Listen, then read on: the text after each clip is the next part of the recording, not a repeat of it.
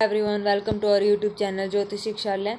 तो देखिए, हमारी आज की क्लास में हमने परसों जो क्लास ली थी, कल तो हमारी क्लास नहीं हो पाई थी, तो मैं थोड़ा सा बिजी थी, इसलिए आप लोगों की क्लास कल नहीं हुई थी। तो स्टैटिस्टिक्स हमने शुरू किया था कल से पहले वाले दिन, परसों यानी कि। तो 15 क्वेश्चन उसके हो गए थे। आई थिंक सभी बच्चों के यहाँ पे सारे क्लियर हो गए होंगे क्वेश्चन, किसी भी क्वेश्चन में कोई डाउट नहीं रहा होगा। ठीक है, तो चलिए शुरू करते हैं हमारे आगे क्वेश्चन 16 क्वेश्चन।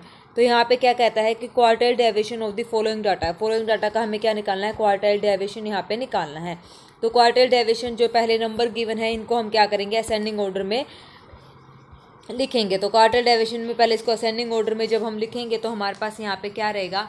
असेंडिंग ऑर्डर में लिखेंगे तो हमारे पास आ जाएगा 28, फिर आएगा 32, 45, 59, 60, 63 और 72। ठीक है, और क्वार्टाइल डेविएशन निकालने का फॉर्मूला है, जिस बच्चे ने ये आज से पहले नहीं पढ़ा है तो वो अपना नोट्स बना ले और वहाँ पे ये फॉर्मूला लिख ले, क्योंकि ये इंपॉर्टेंट क्वेश्चन है। इस टाइप से भी वो पूछ लेगा। Q3 minus Q1 divide by 2, ये हमारा क्वार्टाइल डेविएशन का फॉर्मूला है। Q1 निकालने का फॉर्मूला है n+1 बाई 2h टर्म। ठीक है, n+1 बाई 2h टर्म। और Q3 में क्या हो जाएगा? 3 इंटू में Q1। ठीक है, जो Q1 की वैल्यू आएगी इसकी 3 से मल्टीप्लाई कर देनी है, उतनी टर्म पे जो भी नंबर आएगा। तो अब यहाँ से n टोटल नंबर 7 है, 7 और 1 8, 8/2 हमारे पास हो गया 8/2। क्वार्टाइल डेविएशन सॉरी, यहाँ पे Q1/4 आएगा 4। ठीक है, तो 8/4 कितना हो गया? 2। तो 2 आ गई। तो यानी कि सेकेंड नंबर पे कौन सी है? 32 हमारे पास सेकेंड नंबर पे। ठीक है, डिवाइड बाई 2। क्वार्टाइल डेविएशन में तो डिवाइड बाई 2 आ जाएगा, Q1 में डिवाइड बाई 4 आएगा, और ये हो जाएगा 3 2 जा 6। 6 नंबर पे कौन सी है? 1 2 3 4 5 और 6 63। तो 63 माइनस 32 डिवाइड बाई 2 यानी कि 15.5 हमारा यहाँ पे क्या आ जाएगा? क्वार्टाइल डेविएशन आ जाएगा। इजी क्वेश्चन था, तो सी ऑप्शन हमारा यहाँ पे क्या हो जाएगा? करेक्ट हो जाएगा। नेक्स्ट हमें क्या निकालना है? The mean deviation from the mean. Mean deviation from the mean निकालने का सबको फॉर्मूला पता है, क्या होता है? 1/n summation I1 to n xi minus mean. ठीक है, xi माइनस मीन, और इसका क्या है? मोड। ये हमारे पास फॉर्मूला होता है। n number total number of जो हमारे पास ऑब्जर्वेशन होती है वो, ये है mean deviation from the mean निकालने का फॉर्मूला। xi हमारे पास गिवन है, हमें क्या निकालना है? मीन निकालना है। तो मीन हमारे पास कैसे निकलेगा? सबको फॉर्मूला पता है, इन सबको ऐड करके निकालते हैं हम मीन। तो इनका ऐड करके टोटल नंबर ऑफ टर्म्स हम करते हैं। तो यहाँ से आप देखिए, मीन जो हमारे पास आएगा, इनको ऐड करेंगे जब मैं, तो यहाँ से हमारे पास जो मीन निकलेगा वो निकल जाएगा हमारे पास, ये है a+d plus a+2d plus up to so on a+2n_d। ये है, इनको ऐड करना है इन सारी चीज़ों को। तो इन सारी चीज़ों को आप लोग ऐड करेंगे तो यहाँ पे मतलब सम करना है। तो सम का फॉर्मूला सबको पता है, एस क्या होता है? n/2 इंटू में फर्स्ट टर्म प्लस में लास्ट टर्म। ठीक है, AP में यही फॉर्मूला होता है, तो ये हमारे पास वैल्यू है। तो यहाँ से सम हमारे पास कितना आ जाएगा? सम हमारे पास आ जाएगा 2n+1 a प्लस में n_d। और टोटल नंबर ऑफ टर्म कितनी है? ये a+d a+2d a+2n_d। तो टोटल नंबर ऑफ टर्म हमारे पास ये है 2n+1। तो मीन हमारे पास आ जाएगा, mean is equal to sum by total number of term यानी कि 2n+1। तो इससे ये आ गया 2n+1 से 2n+1 कैंसिल, तो मीन हमारे पास आ गया a+n_d। मीन निकाल दिया। अब total number of mean deviation from mean का फॉर्मूला n की जगह, तो हमारे पास टोटल नंबर ऑफ टर्म कितनी है?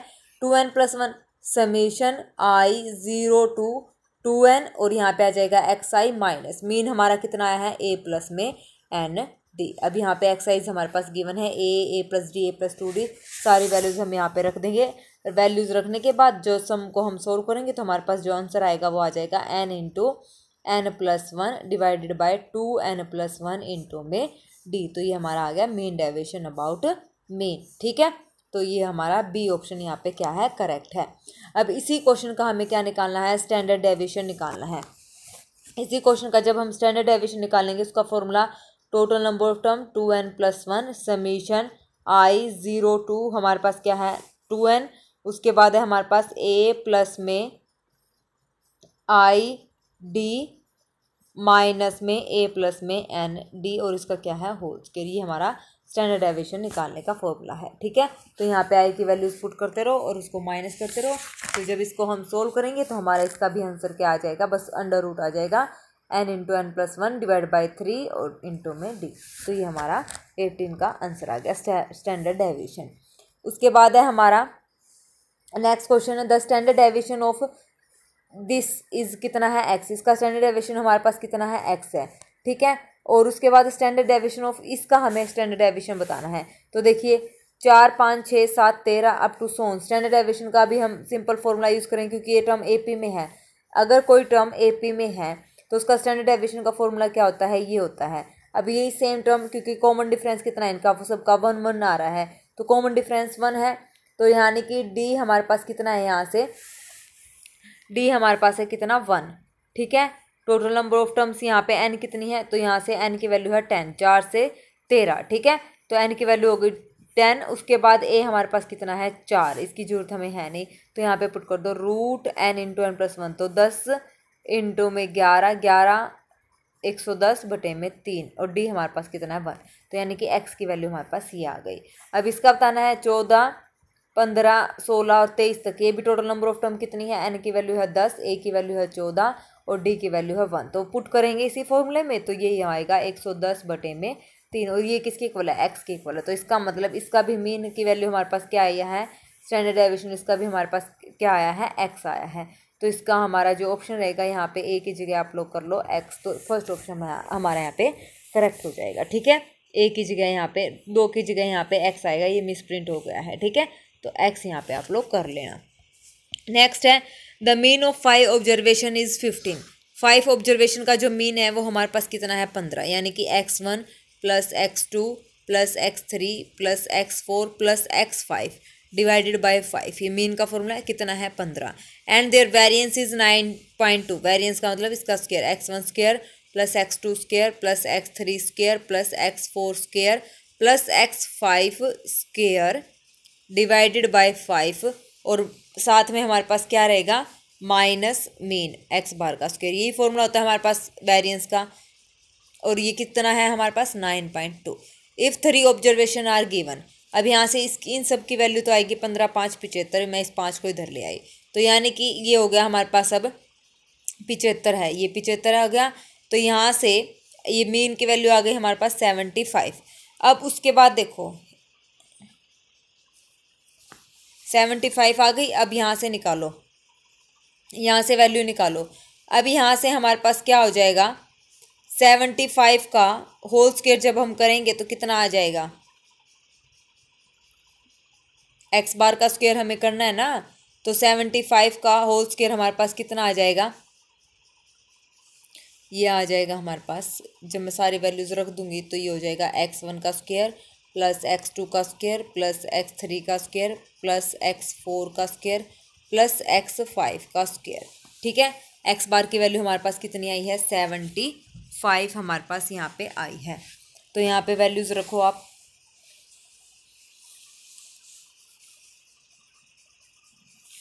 ये हो जाएगा हमारे पास माइनस में x बार था ना, ये 9.2 था, प्लस में x बार का स्क्वायर यानी कि 75 का स्क्वायर हमारे पास हो जाएगा, ठीक है। फिर उसके बाद हमारे पास इतना होने के बाद ये माइनस था उधर आके प्लस हो गया, और इसके डिवाइड में हमारे पास कितना था 5 था, ठीक है। तो ये हो जाएगा x1 का स्क्वायर प्लस में x2 का स्क्वायर प्लस में x3 का स्क्वायर प्लस में x4 का स्क्वायर प्लस में x5 का स्क्वायर। तो ये हो जाएगा हमारे पास 9.2, 75 का करेंगे तो 225, और इंटू में ये 5 इधर आ जाएगा 5, ठीक है। इसको सोल्व करेंगे, सोल्व करने के बाद हमारे पास जो वैल्यूज़ आएंगी वो आएगी x1 का स्क्वायर। अब मैं यहाँ पे वैल्यू रख रही हूँ, इसने बोला है 16 17 और 19, 3 वैल्यू हमारे पास गिवन है, 2 हमें निकालने, तो 16 का स्क्वायर 256, 17 का स्क्वायर हमारे पास 289 और 19 का स्क्वायर 361, फिर प्लस x4 का स्क्वायर प्लस x5 का स्क्वायर, उसको जब मैंने सोल्व करा तो ये हो गया 1171, इतना आ गया। अब यहाँ से इन सबको सोल्व करके ये हो जाएगा x4 का स्क्वायर प्लस x5 का square is equal to 1171 minus में कितना आ जाएगा 906, जब मैं इसको इन तीनों को ऐड करूँगी, ठीक है। और ये घटाने के बाद आ गया 265। अब बाय ऑप्शन हम इसको कर लेंगे, 265 आया ना, तो 265 देखो अब किस किस से आ रहा है हमारे पास, क्या करना है x4 का स्क्वायर प्लस x5 का स्क्वायर की वैल्यू हमारे पास 265 आनी चाहिए। तो यहाँ से मैंने करा 10 कितना हो गया 100 प्लस में 121, तो ये 265 के इक्वल नहीं है, तो फर्स्ट ऑप्शन गलत है। सेकंड में 121 प्लस में 12 का 144, तो कितना हो गया 4 और 1 5, 4 और 2 6, 1 और 1 2, 265, तो बी ऑप्शन हमारा यहाँ पे क्या हो जाएगा करेक्ट हो जाएगा। तो ये हमने हिट एंड ट्रायल मेथड से यहाँ पे सोल्व कर लिया। ठीक है, इजी क्वेश्चन था, हो जाएगा। चलिए नेक्स्ट हमारे पास क्या कहता है, the variance of first N natural number, ये अब कई बार आ चुका है, एन स्क्र माइनस 1/12 इसका आंसर है। स्टैंडर्ड डेविएशन अगर पूछेगा तो रूट एन स्क्र माइनस 1/12 आ जाएगा फर्स्ट एन नेचुरल नंबर का वेरिएंस। ठीक है, नेक्स्ट हमारे पास क्वेश्चन है 22। इसमें क्या कहता है, the variance of the following number का हमें वेरिएंस निकालना है। तो क्या दे रखा है, 15, 25, 5, 10 और 30। तो यहाँ से हम क्या करेंगे, सबसे पहले इसको असेंडिंग ऑर्डर में लिखेंगे। तो असेंडिंग ऑर्डर में 5, 10, 15, 25 और 30 लिख दिया। फिर यहाँ से निकालेंगे इसका मीन जब निकालेंगे सबको ऐड करके डिवाइड करेंगे, टोटल नंबर ऑफ ऑब्जर्वेशन कितनी है, 5। तो ये आ जाएगा हमारे पास 17। तो वेरिएंस का फॉर्मूला क्या होता है हमारे पास, एक्स आई माइनस एक्स बार का होल स्क्वायर, यही होता है ना समीशन ऑफ दिस। तो समीशन करेंगे और इसका करेंगे तो एक्स आई कितना है, 5 माइनस में 17 का स्क्वायर, फिर प्लस में 10 माइनस में 17 का होल स्क्वायर, ऐसे करेंगे। ठीक है, और divide by N, total number of terms या ऑब्जर्वेशन कितने, ये हमारा हो गया वेरिएंस का फॉर्मूला। अब सारी वैल्यूज आप निकाल लोगे तो निकालने के बाद जो हमारा आंसर आएगा वो आएगा 430/5 यानी कि 86। डी ऑप्शन हमारा यहाँ पे क्या हो जाएगा, करेक्ट हो जाएगा। नेक्स्ट है, one series containing number has mean 8, variance 24 and the second series containing, यहाँ पे लिख लेना, इसमें 5 नंबर हैं और उसका मीन दे रखा है, 5 नंबर का मीन है 8 और वेरिएंस है 18।